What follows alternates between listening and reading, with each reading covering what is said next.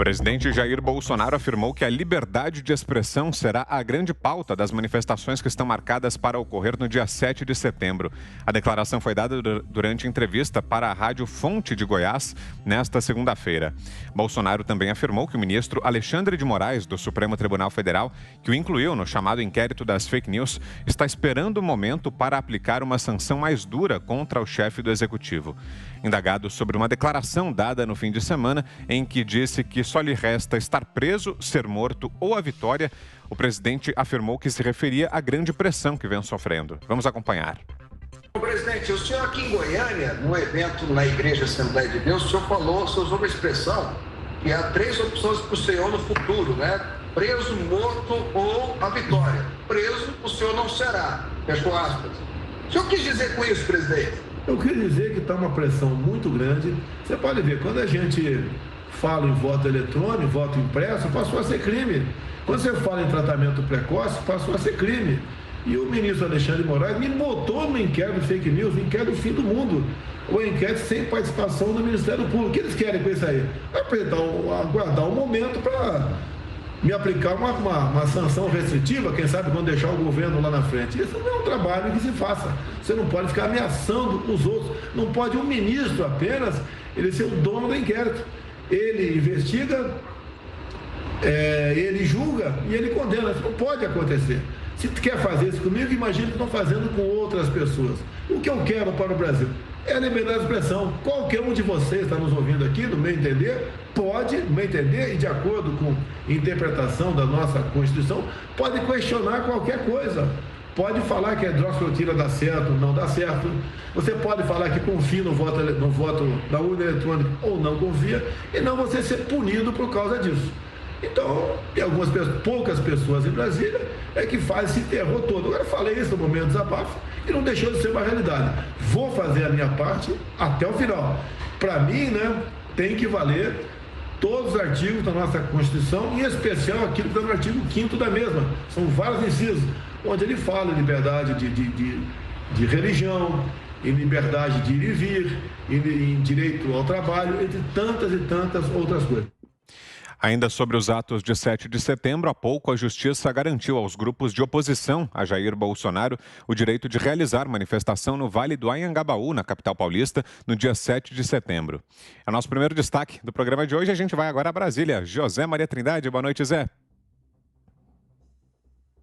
Salve, muito boa noite, Vitor. Boa noite, seja bem-vindo aí. Fiuza, estava fazendo falta aqui, falamos muito de vocês. E a bancada, infelizmente, voltou a ser totalmente masculina, né? Muito boa noite, meu compadre Augusto Nunes. Muito boa noite a todos. Olha, Vitor, esse assunto aqui em Brasília virou um debate sem fim e em nome de fantasmas. Fantasma porque não há, até agora, eu não vejo no horizonte nenhuma organização e nenhuma possibilidade de um golpe militar ou mesmo de uma intervenção. E, mesmo assim, esse assunto insistentemente tem aparecido na política por aqui. O presidente Jair Bolsonaro está certo ao definir ali linhas desta grande manifestação do dia 7 de setembro. Olha, a previsão aqui, todos estão observando de que será mesmo uma grande manifestação. E o Brasil político pode ser outro exatamente depois desse dia, quando o povo volta, não é vai às ruas, não, que o povo já está nas ruas há muito tempo. Quando o povo volta às ruas para dar apoio ao presidente Jair Bolsonaro, ao governo e o encaminhamento do Brasil. Essa é a realidade. Nós estamos diante de um encaminhamento contra setores descontentes aí.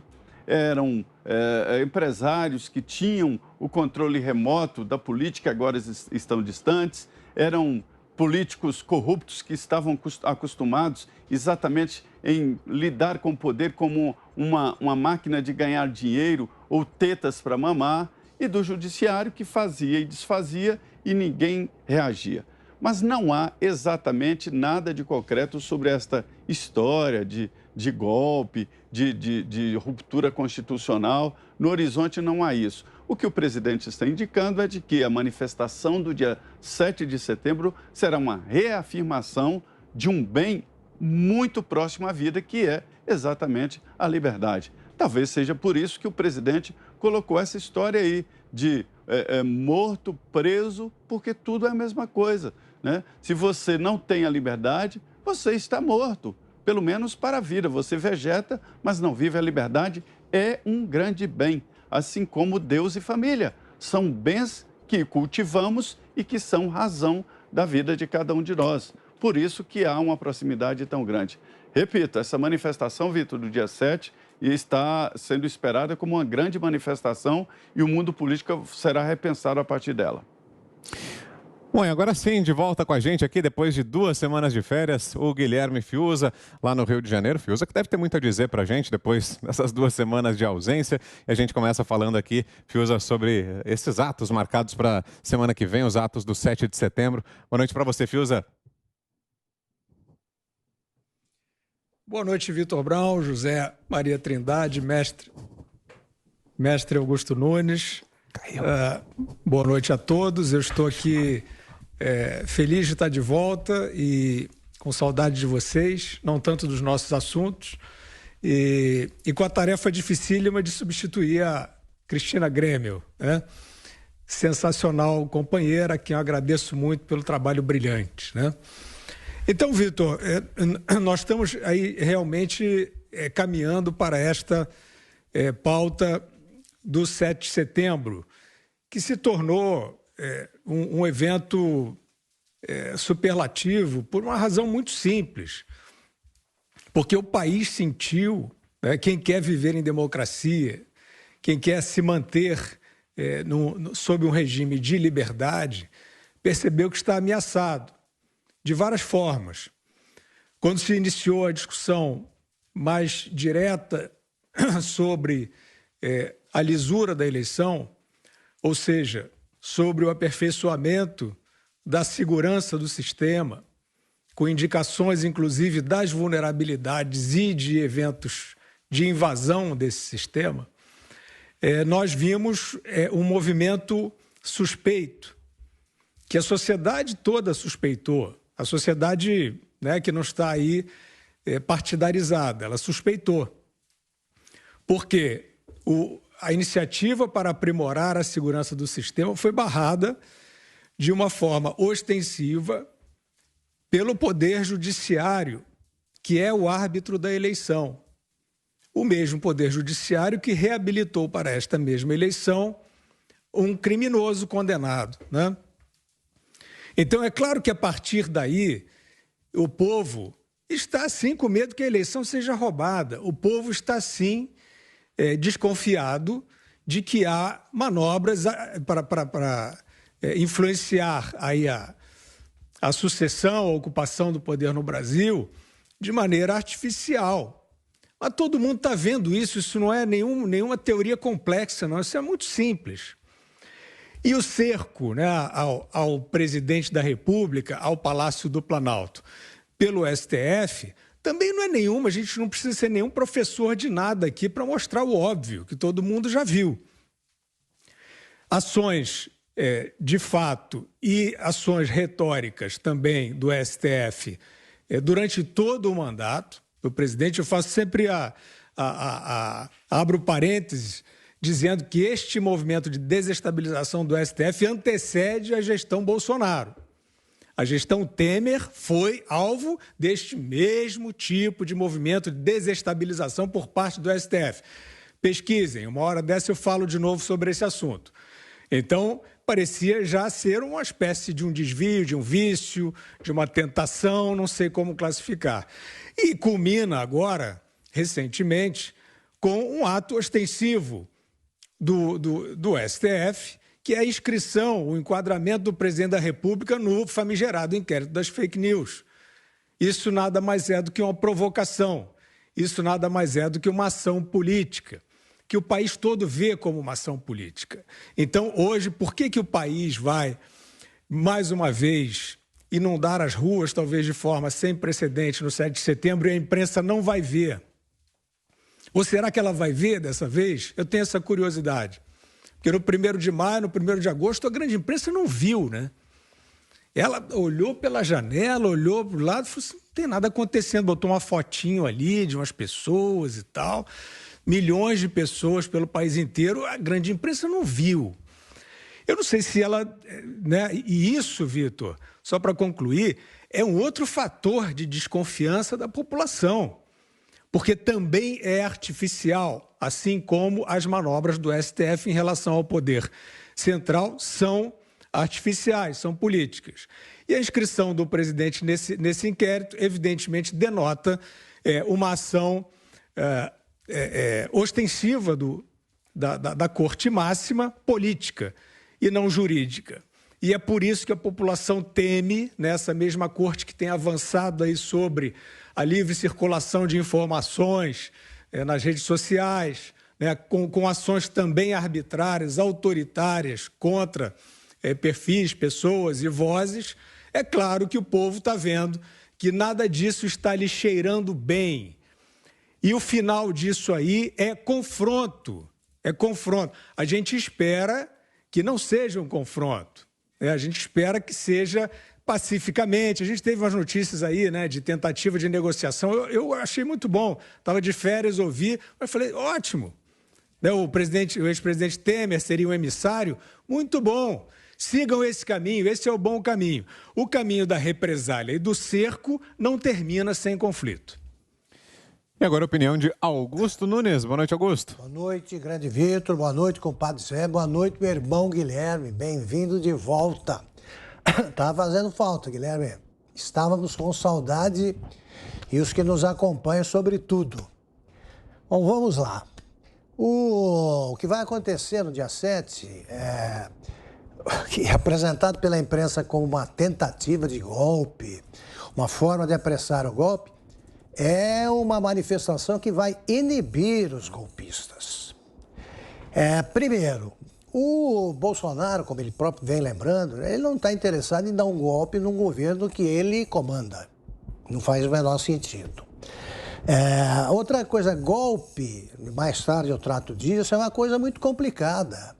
Esses amadores aí da imprensa falam de golpe como se fosse uma coisa simples, assim, vou dar um golpe semana que vem, tudo bem, a gente em uma semana prepara tudo. Golpe exige conspiração, reuniões clandestinas, você arma, monta uma equipe e distribui funções, um ali vai cuidar da censura, o outro vai articular prisões e tal. Quem é que vê esse tipo de movimento? Depois que a internet surgiu, ficou mais complicado você fazer essas coisas em segredo e tal. Então, são todos amadores. O que houve em 64 exigiu 3 anos de preparativos. E o então presidente João Goulart também precisou de anos para montar o seu esquema e nem conseguiu completá-lo, porque os dois lados correram aí em direção ao golpe. É isso que aconteceu, né? Quando você derruba um governo, é um golpe, não é palavrão. Não conseguiram montar o esquema com a qualidade que requer esse tipo de articulação, porque também, do lado vencedor, você viu muito amadorismo. Tá? O general Mourão Filho, que saiu primeiro com as tropas, ele antecipou a saída, sem avisar o general Castelo Branco, que era chefe do Estado-Maior e que cuidava, né, do golpe na sua instância máxima, ali, com os generais que o cercavam. Então, houve um monte de trapalhadas de lado a lado. Agora, eles acham hoje, né, essa garotada aí que... são moleques de diferentes idades, mas eles não têm informação, não têm memória para saber como é que é isso. Deveriam pelo menos ver como é que acontece nos outros países. Não é um negócio que dependa. Um golpe não depende do voluntarismo. Amanhã eu vou dar um golpe. Não é assim. Agora, os manifestantes devem pensar bem e devem se unir em torno de bandeiras muito claras. O STF tem que cumprir a Constituição, essa é uma das bandeiras. O presidente Bolsonaro não pode ser perseguido pelo STF, como demonstram as 123 manifestações hostis por parte do Supremo. Isso precisa acabar. Agora, quem tenta o golpe, né, disfarçado de impeachment, vai ficar inibido sim, porque ninguém sofre impeachment com o povo na rua a favor. E essa manifestação tem tudo para se tornar uma demonstração histórica de que de que a vontade do povo contraria, né, os interesses aí espúrios, né, dos golpistas de diferentes grupos aí que se uniram no Fora Bolsonaro. O Guilherme lembrou muito bem. Qualquer governo que não seja do PT leva um fora no primeiro dia de governo. Fora Temer, né? Fora FHC, fora Bolsonaro. Eles acham que só o PT tem de governar o Brasil, pois vai ter dificuldade para voltar a fazer isso. O Congresso também precisa ser enquadrado, ele representa o povo. Trate de representar, trate de cuidar de coisas sérias. Acabe com essa CPI da Covid, que é uma palhaçada, e comece a cuidar das reformas que o Brasil exige, né, para se tornar muito mais moderno e para que seja mais breve o desenvolvimento econômico, a recuperação econômica. É isso, esses são os recados que têm de ser enviados das ruas. E acho que agora vai parar essa brincadeira e vai ficar a imprensa aí falando sozinha, né, vendo golpe até em manifestações que expressam a vontade popular. Eles acham que o 7 de setembro foi feito para antecipar, né, o autogolpe, o golpe dos militares que estão no governo. Eles não conseguem explicar que golpe é esse e não é golpe nenhum. E aí as coisas vão caminhar para o leito, que é o correto, é o eleitoral. Comece a se preparar para a disputa eleitoral de 2022 e parem com conversa fiada.